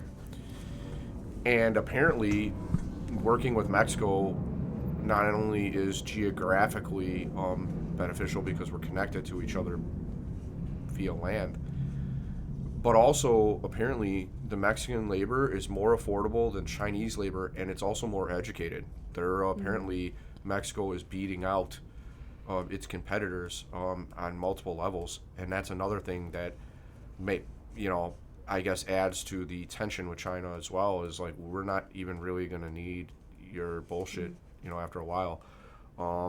So interesting times there. You know what, the whole immigrant and the illegals coming over here, how they like to label it, a lot of what happened was the NAFTA agreement. I don't know if North American Free Trade Agreement. Yeah, and so that ruined a lot of the economy in Mexico because the people who had the upper hand was the United States. And so if you look at the timeline of when they started, a lot of the immigration started, a lot of the people started coming over here, was because of that NAFTA agreement. That, it ruined their economies, the local economies out there. Yeah, the big winners were the big corporations in Mexico. The ones that had the big ranches, but the little mom and pop businesses, where they depended on the Mexican corn, that's the biggest, over there, it's cheaper for you to buy the American corn already ready to give to your animals than to raise your own. It's cheaper to buy it already than plant your. In some situations, yeah, that makes sense. I mean, for me, it's cheaper to pay for certain services or things than to do it myself. I mean, because otherwise we're just farmers, And so a lot of, I forgot what the percentage is in how much land there is in Mexico, like virgin free land, where there's not a lot of housing development. It's over. I want to say maybe it might even be 90% of the country is still rural. I may be off, but I mean, it's a pretty big landmass. So yeah, everybody over there, they'll give you land for free. They'll give it to you for free if you're a Mexican national. They'll give it to you for free, and they want you to develop it. But for agriculture. They will give, because they're trying to keep their agriculture in house. Because there's so much, it's just so much competition with the United States. The farmers out here, the big ones, you can't compare the farming out here to Mexico. In Mexico, some of them, they're still using donkeys as, And that's what the government wants? No. So now the government is, changing a little to where they are putting a focus on agriculture to stay in Mexico. You mean big agriculture? Yeah. Because, in America, we have big pharma, we have big agriculture. Yes. We have big, big war, big defense. We have these giant, contractors, defense contractors, for purposes of, so you have those big industries. So you're saying that Mexico is trying to make a shift to big agriculture. But they actually, I don't know if you heard, but Mexico already said, we're not buying your corn anymore. and that was the biggest. I think Mexico was one of the biggest purchasers of corn. Of the American corn. Yeah, we got a lot of corn here in America. That's a big thing. One of the huge crops. It's everywhere. You drive outside of cities, see the corn stalks growing. Everything has corn syrup, corn whatever. Yeah, everything. But I mean, from the tortillas to cereal to all sorts of other shit they use corn for. But that's interesting because from an economic standpoint of view, whether you do something yourself or whether you do it for somebody else is usually a cost benefit analysis. That's why corporations, if they can do it more cheaply in-house, they will do it in-house. But if it's cheaper for them to outsource it to somebody else, they will do that. In Mexico's case, are they doing it because it's cheaper to do it there the old way, or just because they're giving a middle finger to the big agriculture and like, we don't want this and we're not, we want, like, what is it? Is it a calculated decision? To now for the corn? Yeah, that they're doing it in-house. Is it actually, or is it a cost choice where it's cheaper for them to do that? I wouldn't think it would be. I think they're trying to shift for it to become, right now it's not. It's not cheaper for them to make it themselves. Yeah, it's cheaper for them to buy the corn from the United States. But don't they have to become big agriculture to make it cheaper? Because don't they need a lot of the equipment and the big operations and systems in place that we have here in order to make it more affordable that way? Because otherwise, if you're going to have an intense amount of labor that would it take to do what we do here, an intense amount of labor to the point where it would be almost impossible to do what we do here with the machineries and systems we have in place over there. So the government has been providing subsidies for mom and pop farmers. They'll, finance. So it's been something that was little by little, developing. But then the president came, AMLO, and the social programs started becoming more available. And what happens was the programs were always there, but the minute that it trickled down to the local communities, it was already, a lot of the funding was stolen from the political people in place. And so at first you have to, the problem with Mexico is first you got to get rid of all the corruption so that the money gets, because Mexico has a lot of money.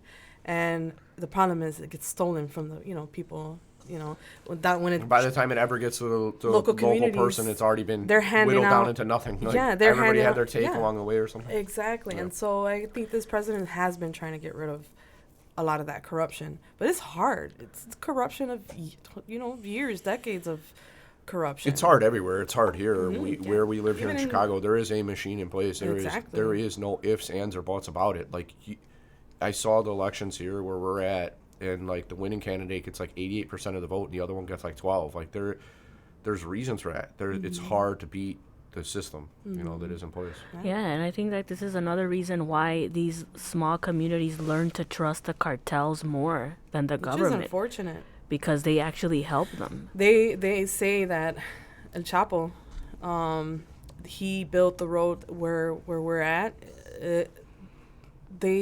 So in the federal government, that road was built decades ago, but it was not up until maybe like 12 years ago that road was made. But this road supposedly was already supposed to be a federal road along to like 50-60 years ago, but the local government, the state government stole that money, never used it to what it was for.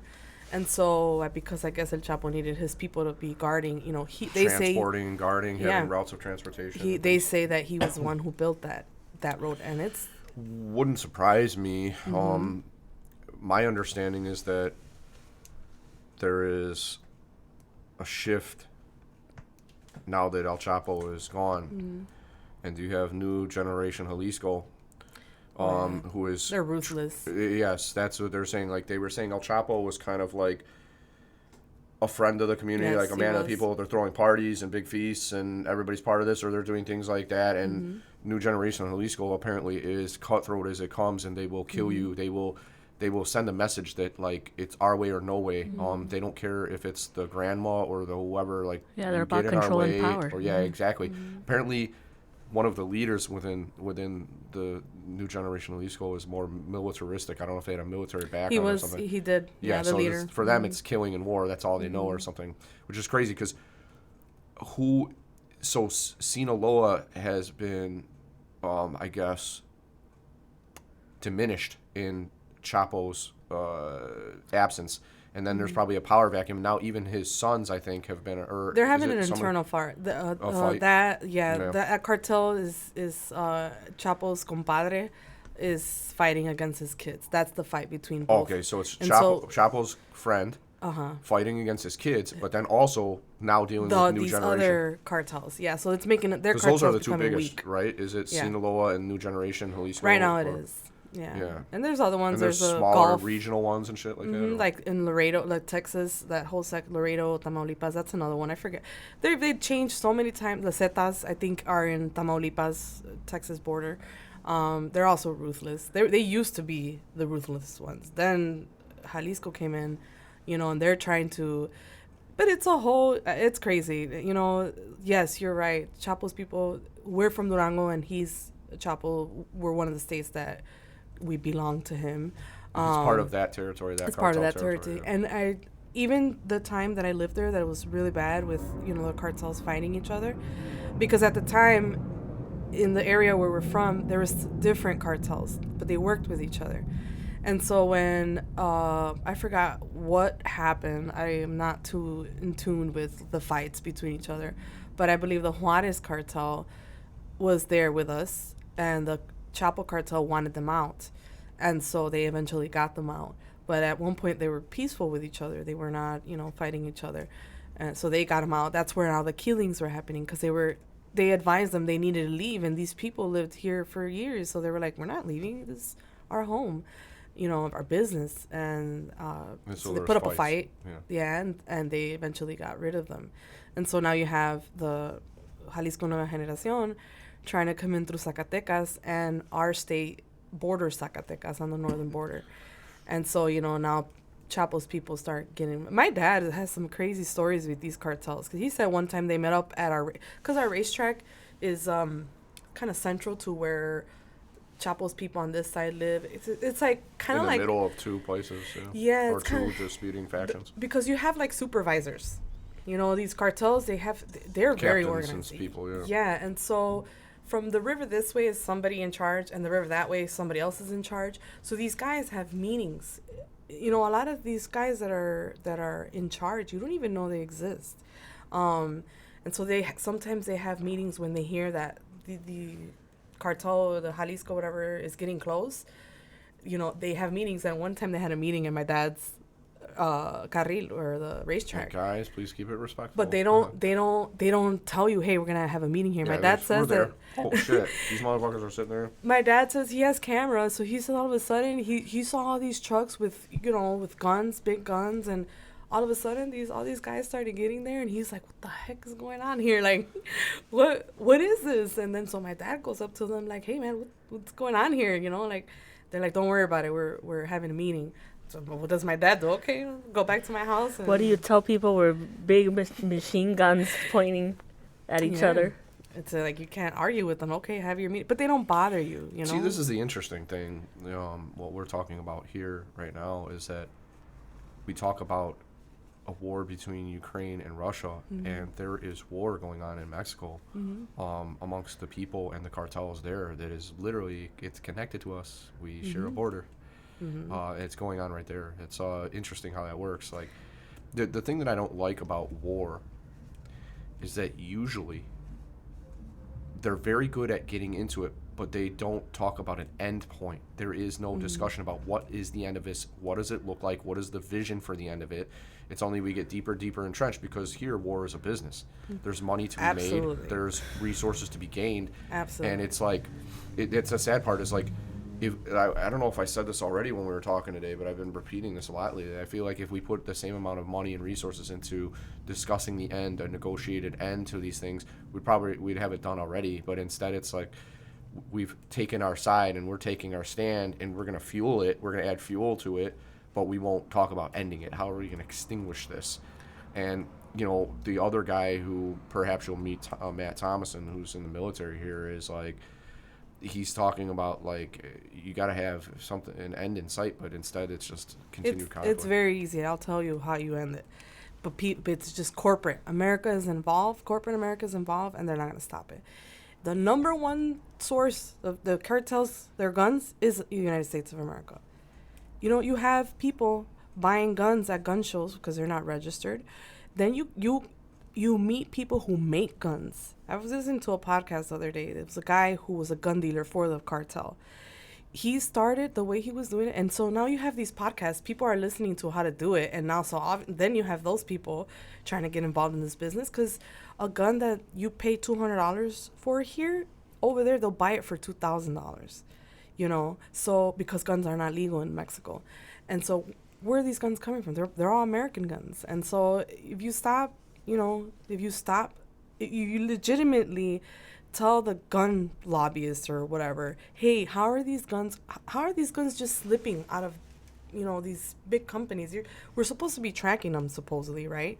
So how are these guns getting to, and I'm talking about big guns, the grenades and all that, big AK-47s. Yeah, grenade launchers, bazookas. Yeah, these are military guns. AR-15, fucking. So the guy, there was a podcast that I was listening to. He was the accountant for the cartel business.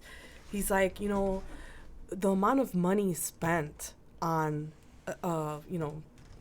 guns and all that. He's all like, that's what makes or breaks a cartel. The money. He's like, and you know how we get the money? We do, we steal it from people, like if we don't, or the drugs or whatnot.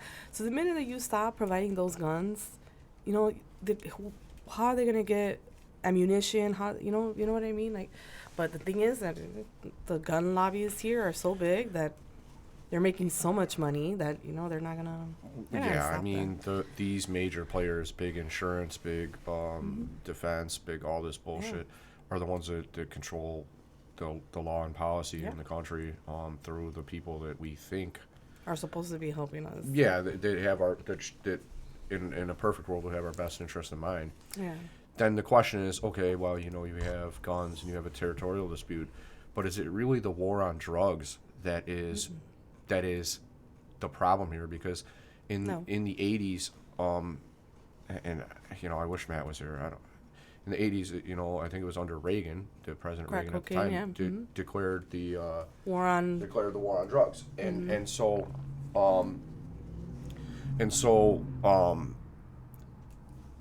the war on drugs, right? This war on drugs, it's made things illegal, but there's still a demand for them. So then the source is across the border, and it's coming here. But by making it illegal, like, who are we really protecting by making these drugs illegal? Is it like the needle addicts with the person who puts the needle in their arm? Like, is this who we're protecting? Because I feel that if you made like heroin legal or other drugs like that legal, we wouldn't all just become heroin addicts tomorrow. We still have, a family, we have a job, we have responsibilities. But instead, we've made it illegal to protect this small segment of society who are addicts from illegal drugs that are now more dangerous because they're unregulated and they come with other chemicals in there, and fentanyl that's killing 100,000 people a year now and stuff like that is highly, highly dangerous in very small quantities, deadly in very small quantities. So it's like, what are we really doing here by having this policy of like, we're fighting drugs, we're fighting it? What, you've made it illegal here and now we just get it from somewhere else, and it causes a war there, and it causes illegal, like impurities that come into the drugs here, and we're like worse off for it. Like, where's the end to the war on drugs too? It's like we're fighting something, and people, it seems like they can't realize that it's not winnable. Like, there's no real end game to the war on drugs, I don't think.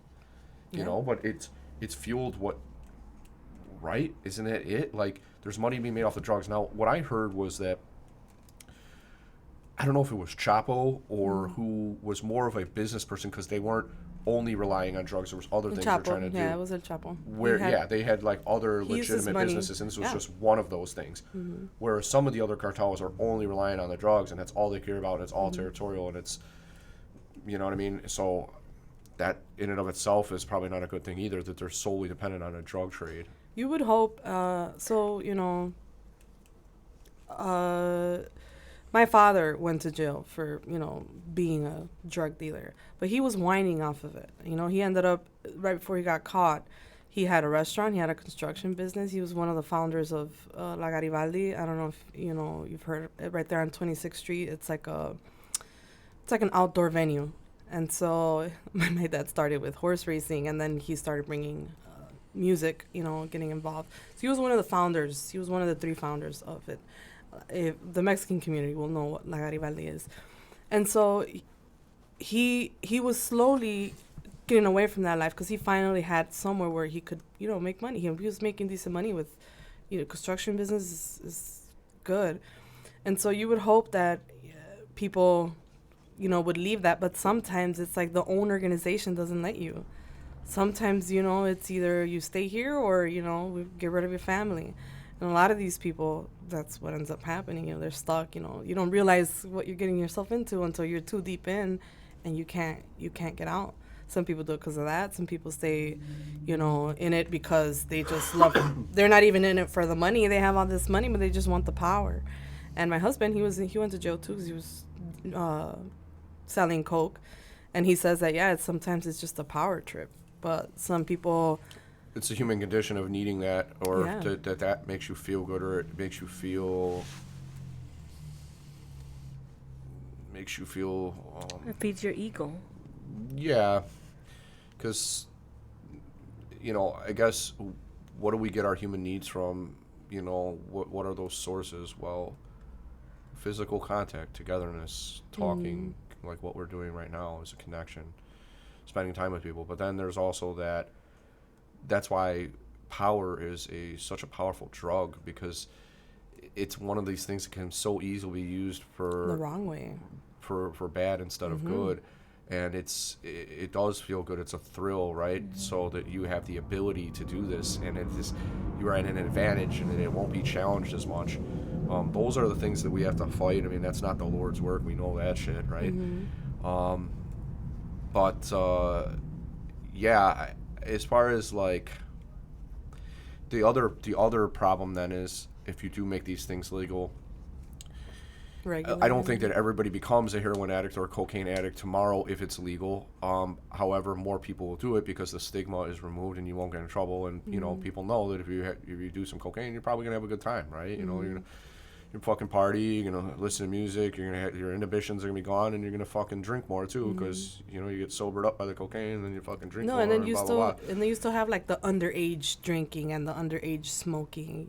Then you still have that group of people that don't. They're understand. gonna do it no matter what. Yeah. You have these teenagers that are doing cocaine and shit. Yeah. Or whatever drugs they get their hands on. Anyway, the thing about it is, though, then you have the opposite problem here in America, where once like marijuana is legal, it's taxed so fucking high that you're paying about half of the purchase price in taxes alone. So it's a price distortion. Like, this good does not actually cost this much, but the government wants to get fat like a fucking pig off of the money that's coming in. So then they end up buying it, which is a lot of money, but also not a drop in the bucket for what they need here anyway. They're talking about, we made a couple $100 million last year on weed sales and revenue. Oh, what a great source of revenue. Well, yeah, but we have like $200 billion of debt in the state of Illinois, between the money we owe our state workers for their pension contributions so that they can retire, and at a nice level, if it's $200 billion, right, it's $150 for the pensions and roughly $50 billion for Blue Cross Blue Shield healthcare obligations. So it doesn't matter if they make hundreds of millions of dollars on fucking weed sales, but it makes it expensive for the average person that wants to try it. So then if they make it legal, they fucking give you still incentive to go to your neighborhood dealer to get it. I would just hope that a lot of the people that sell weed legally are actually getting it from California, or getting it in places where it's grown in basically the same places that that you're getting it from, the same fields or the same facilities where you're buying the stuff from at your dispensary. You're just not paying all those taxes. Yeah. So basically, you're getting more for less, and you're making support local business, right? You're making the local guy rich, or whatever, or help him fucking, buy diapers for his kids or whatever. Yeah, they Crazy basically shit, they folks. created a demand for it to be bought illegally. That's what they did by legalizing marijuana in general. Well, by taxing it so high. That's what I mean. That's what I unaffordable. mean. Like, it's like, guys, don't be too greedy. The problem is they're greedy here too. It's the same. It's corruption in a different form. We don't have maybe the same violence, but it's the same evil spirit. It's from the same cloth. It's just done in different ways here. But it's good that we're talking about this. I mean, and so far, We'll probably circle into your actual business. I was just gonna say, well, the good thing is that we got the entrepreneurship spirit from our father. So my sister my father is a very he'll make a business out of selling rocks in Mexico. So, what do they say? I mean rocks, not There's like a saying about good heroin, salesmen. They would sell. What is this saying? It's like they would sell dirt to a dirt farmer or something like that. Like they're just so good at selling that they could sell you. Like, you guys ever see The Wolf of Wall Street? Yes, I saw it. Do you remember where he talks about I haven't seen it. the pen? How? And he's like, "Sell me this pen." Mm-hmm. Yeah, I remember. I don't remember the exact words, like, but I sell me this pen. Mm-hmm. And he's like, "Well, it's a very nice pen. It has this, this, and this." Mm-hmm. And then he goes, "Fucking write me a note." And he's like, "I don't have a pen." He's like, "Here's one." He's like, "I just sold it to you." Or whatever the fuck he does. Yeah. This is cool. That was a like, good. It's supply and demand, idiot. And you need to make them think that they need it That or you they need have it. to have it Yeah. or whatever. Yeah. So those good salesmen can like, sell you. Whatever. That's a constant fight that me and my husband have with our business. My brother's the one with the knowledge. The experience. He had the experience with, he started as a dispatcher and then he moved on to being a driver. I just came in because it was during the 2008 crash and, I was going to school for interior design and I needed a job and I needed to pay for, my apartment. So my brother said, "Hey, come work over here." So then I got involved in it and I find it to be I tend to be on the social end of things. I still haven't figured out why. You're really good at this, and this is the first time you've ever done it. Really? And you've also taken on my mannerisms too. We're sitting here very cordial, having this nice conversation. That's all right. No. Be sorry about nothing. The sound of your voice is going to come through very good to people who listen to this, and yourself included. You should go back and listen to it later just to hear all the things we talked about, how you articulated things, the fun moments and laughs that we had. But yeah, you're very good at this. Thank you. I appreciate that. Your social skills are right up there. And you know what's crazy? You know what's crazy? That I sometimes I'm at home. I'll be at home for a week. I will not leave. I'm a hermit at home. But any dispatchers or anybody that's involved with customer service will say the same thing. After your 9 to 5, you don't want to talk to anybody. So you talk to so many different people, so many different attitudes, so many different. I deal with it here too. All the different types of clients I have, the needs they have, the problems that I have to help them solve and shit. You need to disconnect from that. Yeah. You have your own problems, your own shit to worry about. Oh my God, tell me about it. So yeah, me and my husband. He's the like money maker. He will go through great things, money, and it's crazy because I'm not about the money. I'm as long as I have enough money to pay for my bills, I'm okay with that. I'm the exact same way. We're from the same cloth. Yeah, So, I don't. The accumulation of wealth or nice things I just enjoy the life's experiences and not stressing about having to pay bills. Is kind of where I'm at. Exactly. And to a certain extent, he's the same way. He's not the type of person that will, ignore us for a very long period. He will because he has a respect. Like you said, he's enslaved to he's a mechanic. He's by trade. He's a Volkswagen technician, and so that's where his background came in as a co-owner because he was a mechanic. And, in the trucking industry, for you to make it, you either have to be a mechanic, you have to be a driver, or you have to be the dispatcher. One of those three. Otherwise, or a combination of the three. Or a combination. Which is the perfect mix that they have. Yeah, we have all three. The experience. My brother has experience. I eventually gained the experience, but nowhere near what my brother. My brother has hands-on. I've never been a truck driver. I would like. But you are part of the glue that holds it all together. Yes. You have everybody has their role that they are good at, their strength that they use, and you all complement each other. And it's crazy because we were just talking about that right on our way over here. We mesh so well to meet my brother, my husband, and myself. And I'm very grateful for my husband because he gets along really good with the whole family. And he's a very hard person to get along with because he can be very offensive sometimes. He doesn't have a filter. And sometimes he says things that are, like, hey, man, that was a little out of hand, But even that's important because sometimes you need to be like that. That's why I said it's such a good mixture of everything. So we've learned how to stay away from each other whenever we know that each other. Lizette has her own business in what she was doing because at the time you had the consulting. Yeah, for home care.